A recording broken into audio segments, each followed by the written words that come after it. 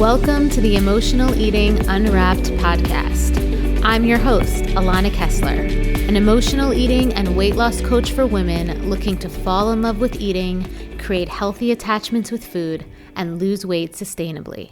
Hello, and welcome to another new episode of Emotional Eating Unwrapped. I'm your host, Alana Kessler, and today we are going to be talking about the root of food addiction. We're going to get a little sciencey here, but we're going to be talking about one of the biggest pieces of the emotional eating puzzle, of that urgency that we feel, that kind of like, why do I keep going back to food, even though I know that it is not what I want to do deep down? It's not what's going to serve me deep down. Why do I keep feeling like food is this monster that I have no control over? And the reason is because you are stuck in a dopamine loop. And we are going to talk about this dopamine loop today on the episode. And the dopamine loop is the reason why emotional eating, binging, it feels so satisfying in the moment, or even like feels so huge, right? It feels like this charge inside of you that you just is like overtaking your whole body, right? Like this is what that feeling feels like. It's like it's taking over your whole body. And then for like a moment or five, you eat something sweet and it gives you this kind of like sense of calm, relaxing. But then like an hour later, there's edginess, guilt, all these things. And it's a cycle. It's a cycle over and over again. And this is the episode where we're going to break it down and we're going to talk about ways that we can start to disentangle ourselves from this loop. Okay. So when I first started to unpack my own emotional eating, and when I first started to unpack my relationship with binging and with food addiction, it was this weird thing where like logically, I knew that eating this food in an hour or two was going to make me feel bad, but it was like my brain was not in the driver's seat at all. It was like my brain wasn't in the driver's seat at all. And and it took a while for me to slow down enough to realize that what was underneath the behavior, the action, what was underneath the food addiction wasn't really so much about food at all, but it was, I would be reaching for food because I was feeling sad. I was feeling lonely. I was feeling something heavy, right? Like I was feeling a heaviness inside of my heart. And I would reach for food and it would make me feel better for a moment, right? Instantly, for a moment, it would make me feel better. And the truth is that what happens is that we get desensitized to it. So in the beginning, it wasn't that I was binging. It wasn't that I was emotional eating. I didn't immediately in the beginning get to the place of guilt and just like overwhelm and tiredness and all that stuff. And like, it didn't feel like a cycle. In the beginning, it actually did help because I wasn't addicted to food then, right? Food wasn't this drug that I was using then in the beginning.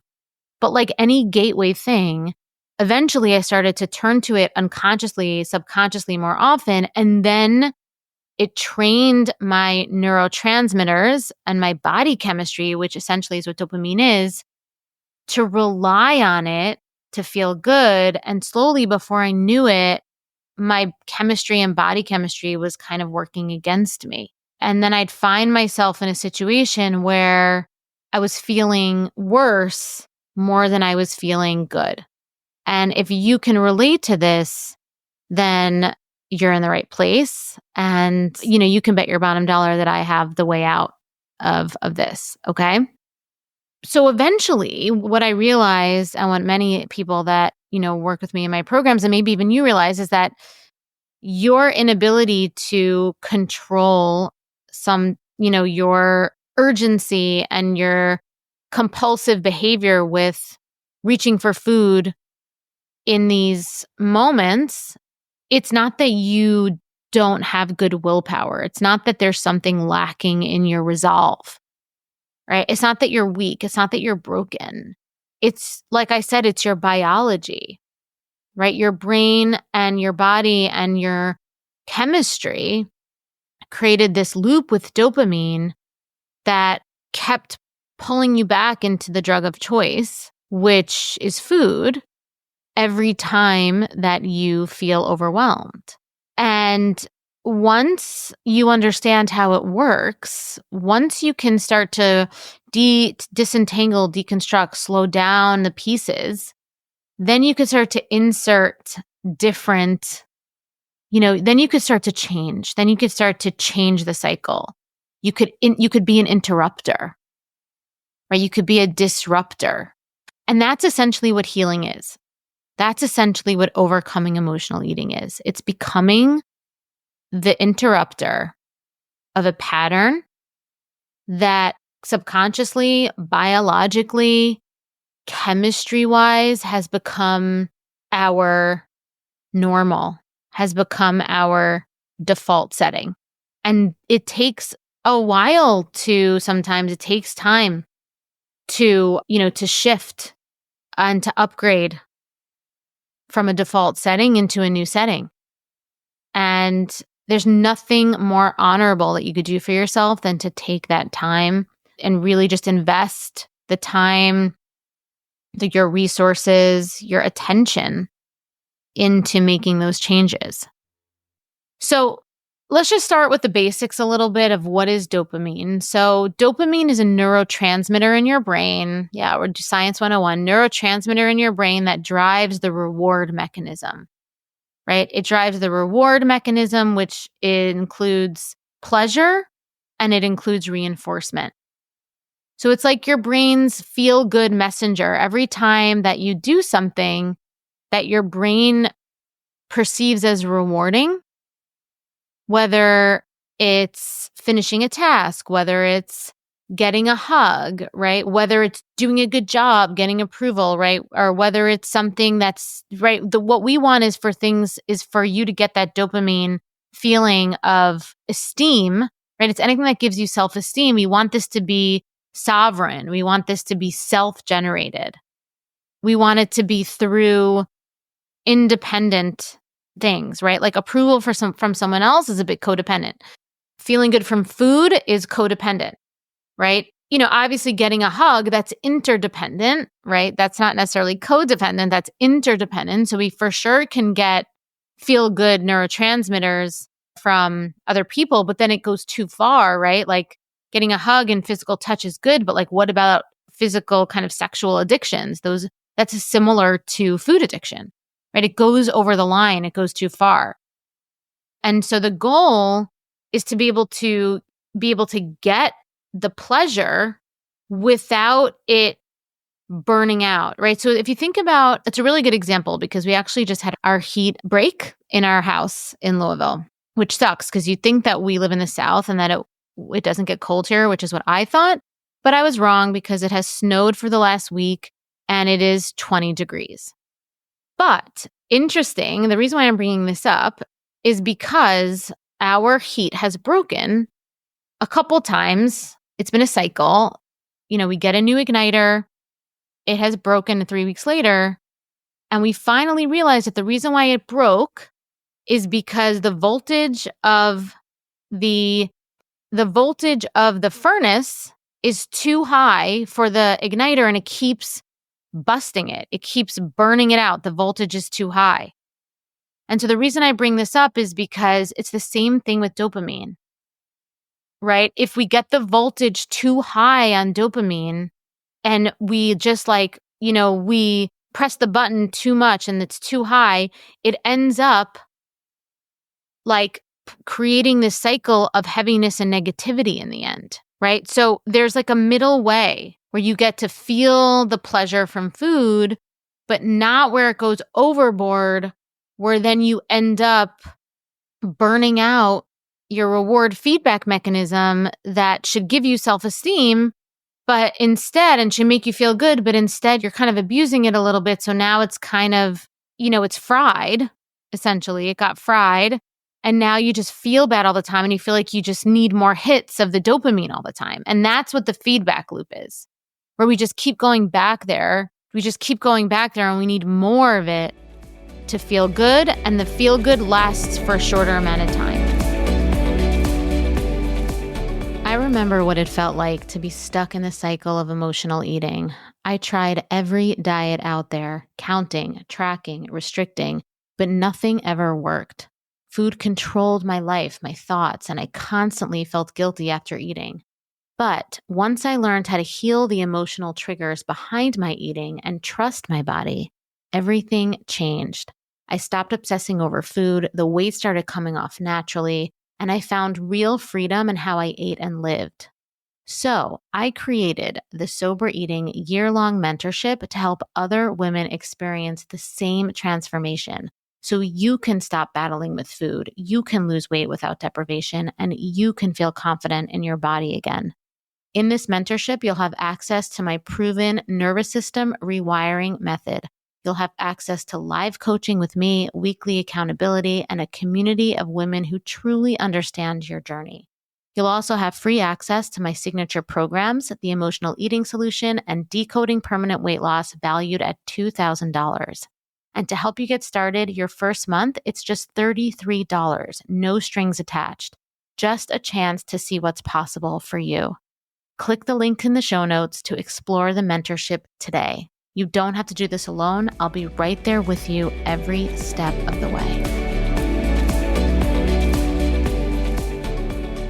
And so the loop starts with a trigger, right? This is how the loop starts, where the reward system gets fried. Not where the reward system is in its healthy place, where the reward system gets fried.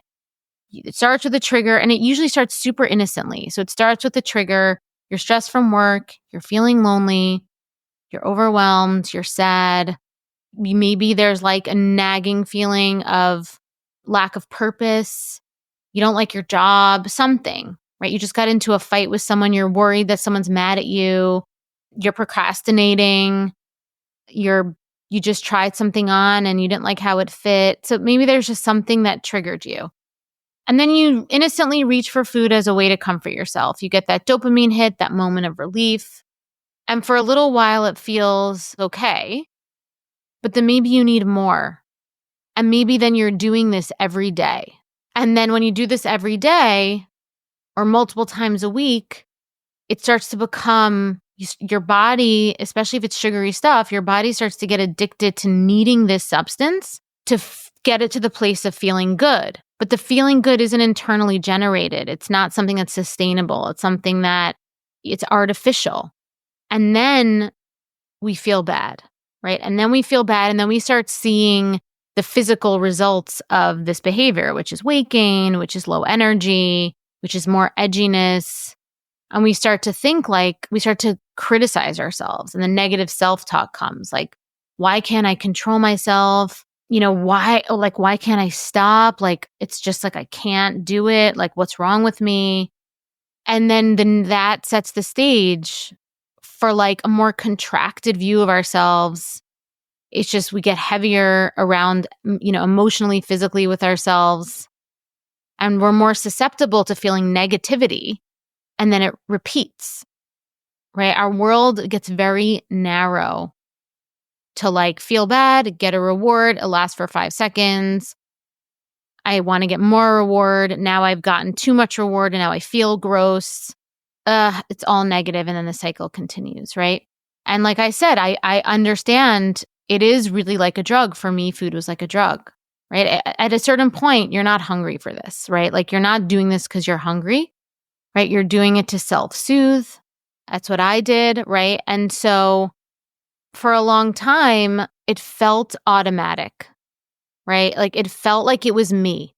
At a certain point, I couldn't separate my own inherent ability to be in control. I couldn't separate my own powerfulness from this behavior. Like, me and this behavior were one and the same. And I know a lot of my clients feel the same. They can't see themselves as separate from this behavior. But this is the first step. We need to separate ourselves from this behavior. And this is one of the first steps of breaking free from the dopamine loop, right? We have compassion for ourselves. We need to be able to see the behavior as a behavior, not who we are inherently, and then start to get deeper into the why and what are the, what is the reason why our body, brain, and body chemistry immediately just snap into this behavior. And so slowing down is the key. Bringing awareness to the key is key, right? I got a question in my mentorship from somebody the other day. Maybe you're listening to this, where she said, how does being aware of my triggers help me stop binging? This is it. You need to recognize that you're in the loop. And the only way you could do that is through curiosity and through some sort of structure to be able to give yourself the ability to say, like, what's going on here? What am I feeling? But the first step is recognizing you're in a loop. And that's what I started to do, right? I made connections between like circumstances in my life, right? It was like if I reached for, the ice cream when I was by myself in my apartment on a weeknight, I probably knew that I was feeling lonely or something, or stressed or something was going on. And before I just automatically went to the ice cream, I would like pause. I would slow down, because in the slowing down, I was able to make space for a different choice. In the slowing down, I was able to widen the capacity to grow my nervous system to be able to be my own friend. I didn't need the food to be my friend. I needed to learn how to hold space for and be able to say out loud and name the emotions that I'm feeling inside.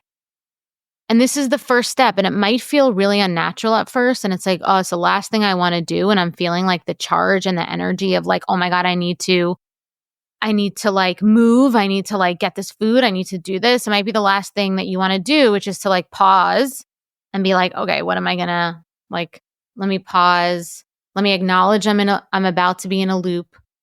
And now I'm going to, go inside and go deep with myself. Right? That might be the last thing that you really want to do, but that is the first step. And then you have to learn how to be with the fact that your discomfort is probably going to still be there, right? Like it's going to still be there, but then it'll go away.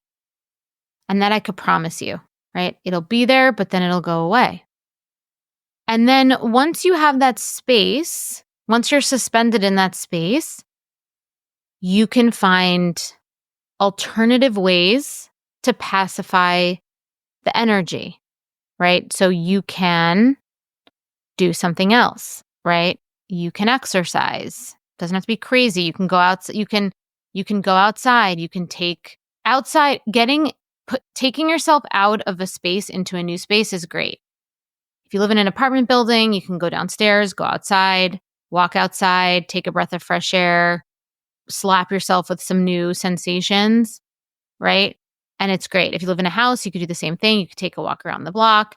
You could turn on some music, call a friend, right? You just have to take some action in another direction, right? You could paint, you could journal. The only thing I wouldn't do is just sit and meditate, because like that's not going to move the energy. You need to move the energy. Okay, so that's definitely something that you want to start doing, but you first need to break the spell of the dopamine loop, which is recognizing you're in it and being courageous enough to pause and feel the energy in your body before you just pacify it with food immediately, and then you're back in the same situation a couple hours later. Okay. And then you have to relearn how to feel pleasure without it being scary. okay, without it feeling naughty or punishable or bad. Okay, you need to learn to reclaim pleasure in your life outside of food.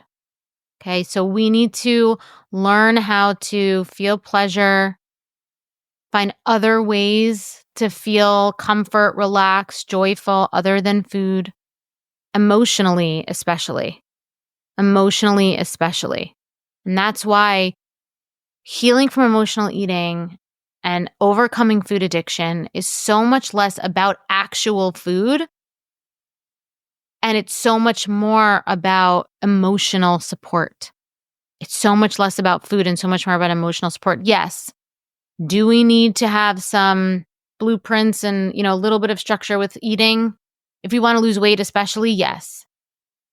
But without the emotional support and the emotional infrastructure and, kind of really building that up and expanding that within ourselves, it's no amount of meal plans, diet, structure with eating is going to work long term. It's not going to change a thing. So it's really about emotional support. Whether that emotional support is something that you build within yourself, right? Like you start to build spiritual practices for yourself. You have routines for feeling good, and then and then you have to prioritize it, be committed to it, right? Like the only reason why this dopamine cycle got so bad is because we committed and prioritized it for so long. But it's the same thing the other direction. If you commit to and prioritize, other things, spiritual practices that create generative pleasure within you, then that's also going to become the new normal, right? So whether that's mindfulness, right? That's kind of generic, but like whether that's like a meditation practice, a walking meditation practice, a routine, holding ourselves accountable to something and then doing it is such a good dopamine creator. Like I know that when I have a commitment to myself and then when I don't want to do it, but then I do it, I feel amazing afterwards.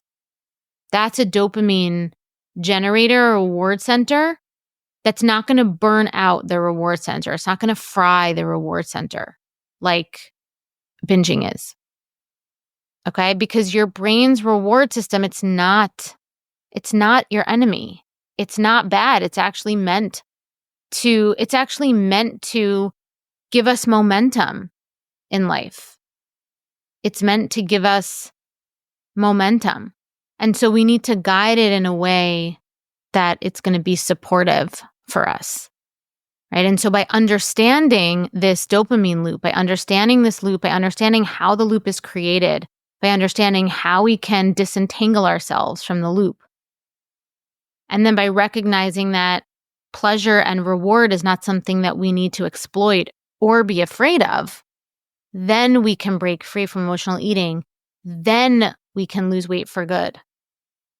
Then we can really find pleasure in food without guilt or shame. Okay, so if this resonates with you, I do this work with hundreds of women, and I'm currently doing this work with women in my Eat Freely, Live Fully mentorship. The link to join that mentorship, we're offering a trial. You can get in for 30 days for $33. It's so low lift, and there's so much value. The community is amazing. I really, really hope that you join that. I'd love to support you in this.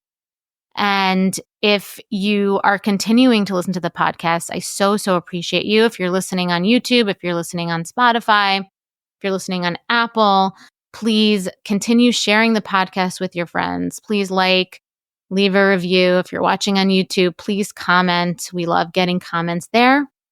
And that's all for me for today. I can't wait to be back here next week. And until next time, I'm Alana, and thank you for listening to Emotional Eating Unwrapped.